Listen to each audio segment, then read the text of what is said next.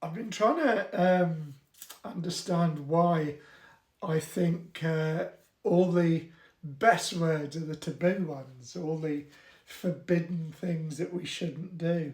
And I think it's on two levels. One, my dad brought me up to be quite polite, mind my P's and Q's, and with strict sense of etiquette, especially at the dinner table.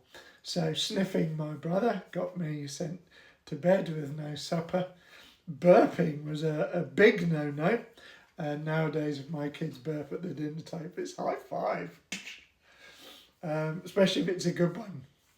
And yeah, it's rude, but I think it's because I want to challenge things. I want to challenge the norm. Why are these things frowned upon? Now, in some cultures, obviously, belching is a sign that you've enjoyed the meal, and it's quite the done thing to do. But in others, it's an absolute no-no. And the point is, it amuses me why people react the way they do to these things. And somebody burps, and somebody goes, oh, you burped, oh, it's terrible, it's terrible. And I think, why the fuck are you reacting like that? It's a natural bodily function. And all of a sudden you're coming all over faint. Seriously? And that's just, you don't really feel that way. It's not affecting you that way. You just feel that you should act that way.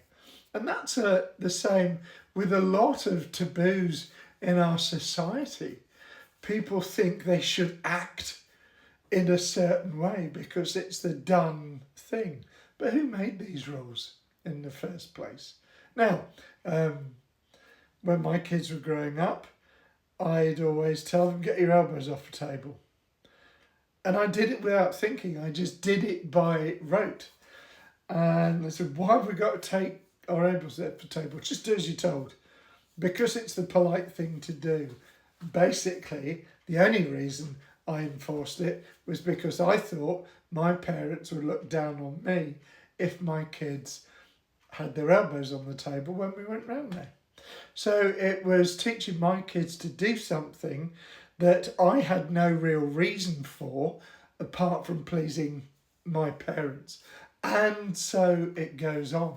But what it left me with is a sense of humour that it's funny to break taboos, to say rude words, and all the best words are the ones we're not allowed to say.